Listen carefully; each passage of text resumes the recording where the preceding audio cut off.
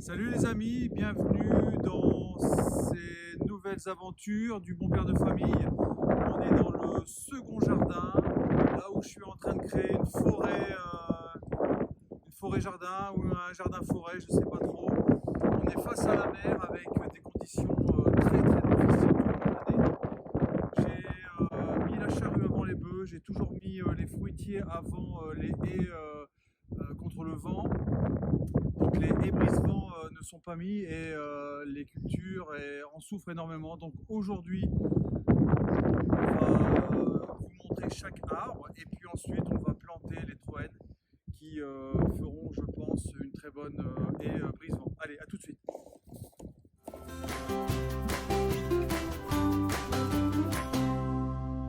On est directement face à la mer, plein ouest. Alors la vue est sublime. Franchement, c'est le paradis. On est sans vent, mais là, il faut faire quelque chose. On ne peut pas laisser le terrain comme ça attaquer par le vent. Et les troènes vont me permettre de briser ce vent. Donc aujourd'hui, on a ces 25 troènes à mettre, un sureau et 1, 2, 3, 4 hibiscus que j'ai récupérés. Je ne sais pas combien de temps ça va nous prendre, mais on va essayer tout au moins de mettre tous ces troènes. Et sinon, on les mettra en jauge ici. Allez, je vous montre maintenant chaque arbre de cette future forêt-jardin. Alors ici, premier arbre, c'est un jeune pommier de 2 ans ou 3 ans. C'est un pommier reine des rainettes qui donne des fruits assez tôt dans la saison. J'adore leur goût, malheureusement, ces pommes ne se conservent pas spécialement très longtemps. On peut voir déjà quelques bourgeons à fruits dessus, donc l'année prochaine devrait être une nouvelle fois fructueuse en pommes. Je le conseille car c'est un très bon pollinisateur des autres pommiers. L'arbre suivant, c'est un prunier rouge de Vime. C'est une variété de prunes que l'on trouve uniquement dans la région des Hauts-de-France, du même nom que la ville de sa création. Il donne des fruits très tôt dans la saison. Je conseille pour les gens qui vivent dans le nord de la France d'avoir des fruitiers plutôt précoces. La fructification va certainement être excellente car je peux voir beaucoup de petits bourgeons sur les branches. Je pourrais les manger vers fin juillet. Un cognacier. C'est un cognacier qui vient juste d'être implanté. Il n'a pas encore donné de fleurs et encore moins de fruits. Il a l'air de se plaire.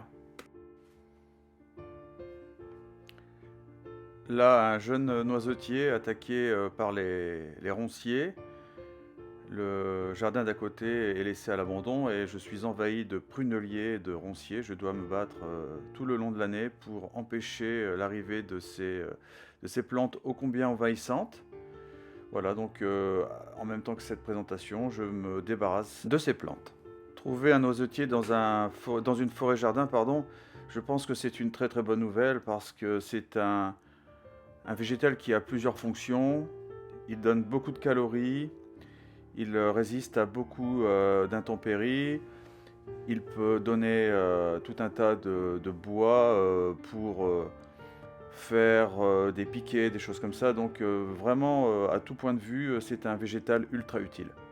Ici, il me semble un poirier. Une bouture de vigne que j'ai mis là en attente. J'en profite pour la tailler. Malheureusement, je ne pense pas que le terroir soit très bon pour ces vignes. Un poirier, alors il donne beaucoup de fleurs, des bourgeons à fruits. Malheureusement, en étant de plein vent, toutes les fleurs ou les jeunes fruits sont détruits par les bourrasques de vent. Je profite pour couper les petites branches mortes à l'intérieur. C'est la variété curée des pommes à cuire. Et on poursuit avec un jeune prunier Reine-Claude Doulins qui me fait des drageons. Alors les drageons malheureusement vont affaiblir la variété fruitière et je dois absolument les couper. Et si la variété fruitière ne me plaît pas, éventuellement les greffer et couper la variété fruitière de départ. Donc Reine Claude Doulin, c'est un excellent pollinisateur. Des prunes blanches, très bon goût, que je vous conseille absolument d'avoir. Malheureusement, celui-ci a été abîmé par un animal, peut-être un rongeur type lapin ou lièvre. Ils sont nombreux dans la région. Voilà. On poursuit la visite avec ce jeune cerisier, un cerisier acheté chez Pépin d'Antan. C'est une variété visiblement excellente, en tout cas conseillée par Pépin d'Antan. C'est la variété royale. Alors je pense que c'est une guigne. Il donne des cerises très sucrées mais peu résistantes au choc. Donc il faut les manger dès que possible. D'après ce que je vois, l'année prochaine, j'aurai certainement mes premières cerises. Ça, c'est cool. Encore un jeune prunier dont je ne connais pas la variété, pardon. J'achète souvent des arbres en Belgique pour avoir un prix très concurrentiel et je fais l'impasse sur le nom des variétés. Et les poiriers et les pruniers adorent ce terrain. Un poirier très mal en point. Il est recouvert d'une sorte de mousse. Je ne sais pas le nom de ce phénomène. Je ne sais pas si ça intervient sur la fructification. Mais en tout cas, on peut voir de nombreux dards qui peuvent devenir bois ou fruits. Donc ça ne l'empêche pas de vivre et de vivre très bien. Dites-moi en commentaire si je dois absolument gratter ces mousses, ces lichens, ou si au contraire ça les protège. C'est une info que je cherche depuis longtemps. L'hiver approche, je vais laisser le lichen, je pense que ça peut ne faire qu'une bonne protection, et puis au printemps peut-être les gratter tout doucement. Par ici, alors là c'est une inconnue, c'est un arbre hybride, un hybride entre la cerise, la prune, l'abricot, je ne sais plus exactement. J'ai cédé encore une fois au marketing. En tout état de cause, c'est un arbre très résistant, il est plein vent. Je l'ai mis là à la fois pour servir de pollinisateur et puis peut-être, connaissant ses qualités face au soleil et aux conditions difficiles, me faire une barrière contre le vent. Voilà, donc tout autour des herbes poussent. À mon prochain voyage, j'en profiterai pour retirer toutes les ronces autour de cet arbre. Et l'inconnu va-t-il me donner des fruits et quand? Je ne sais pas.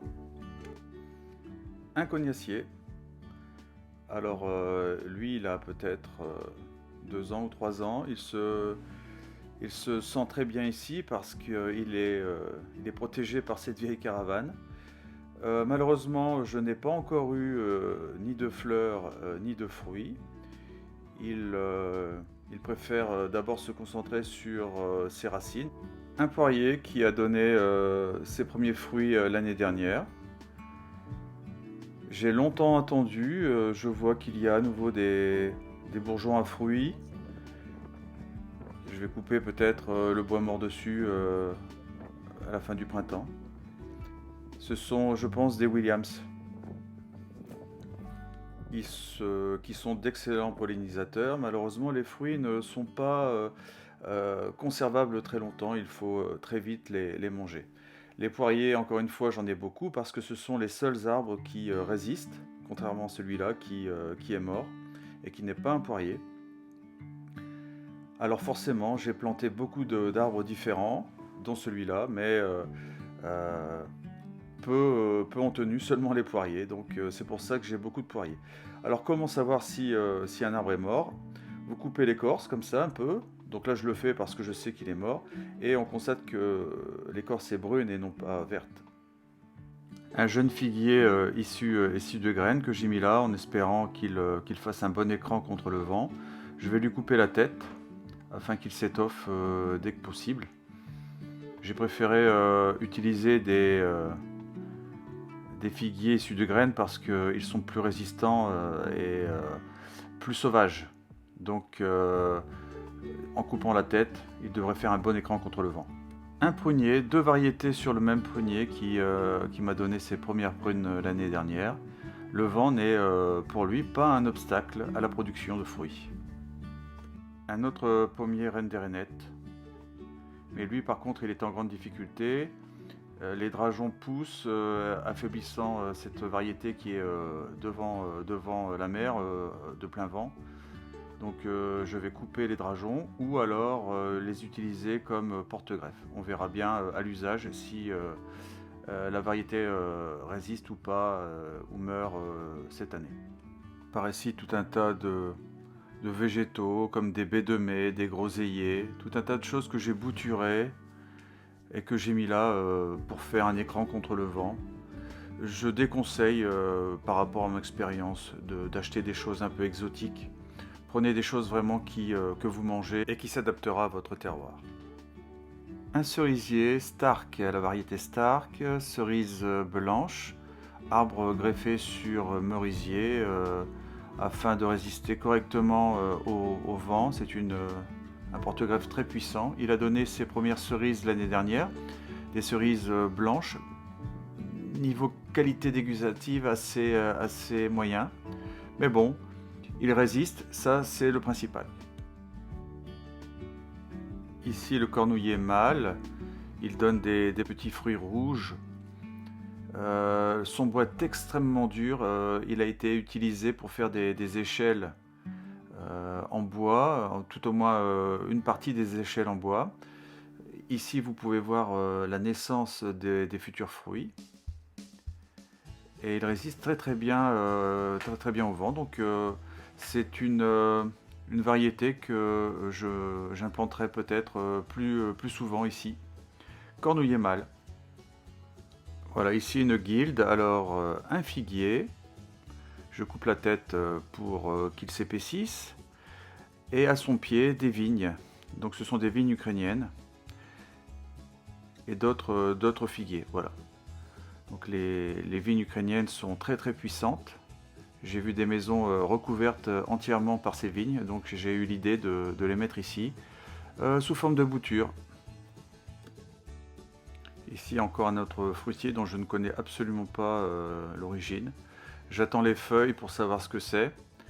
J'ai tellement acheté d'arbres au hasard à des prix défiant toute concurrence, des racines nues quasiment qui allaient être jetées, que je ne sais pas exactement ce que j'ai mis, donc on verra l'année prochaine. Alors voyant les ronciers s'implanter très facilement sur ce terrain, j'ai eu moi-même l'idée de mettre des mûriers, évidemment sans épines, mais l'herbe est en train de l'envahir.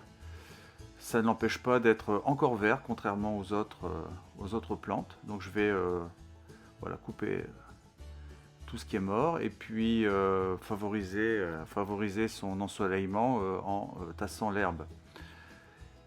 Ici un groseillier à maquereau et un jeune, je pense un jeune prunier quaich. Et là le groseillier à maquereau.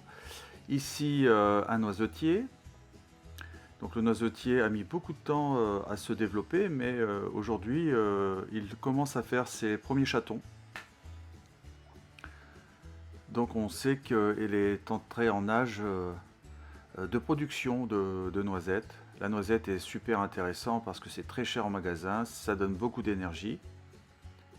Le bois est très utile, encore une fois je le répète. Ici un figuier sauvage qui s'est bien développé, je vais couper les têtes afin qu'il s'étoffe. Je ne veux pas forcément de fruits, je veux qu'il fasse du bois, des feuilles pour bloquer le vent. Voilà, donc je coupe toutes les têtes afin qu'il puisse, voilà, se mettre à faire des branches. Je ne veux pas des arbres très hauts, je veux des arbres touffus. Ici un jeune cerisier qui a résisté à cet été terrible. Je n'hésite pas à mettre beaucoup de fruitiers parce que je sais que beaucoup vont mourir. Les conditions sont terribles. Ici un autre noisetier et celui-là est aussi en âge de se reproduire d'après ce que je vois. Le pommier patte de l'eau qui ici se sent comme un poisson dans l'eau. Il a immédiatement donné des fruits. Alors c'est un fruit un peu particulier car il est lacéré en son milieu. La pomme est très bizarre, je n'avais jamais vu ça avant. Il a encore des feuilles, c'est étonnant, mais visiblement il adore ce climat. Je peux voir aussi des bourgeons à fruits. Donc l'année prochaine, il devrait à nouveau me donner des pommes.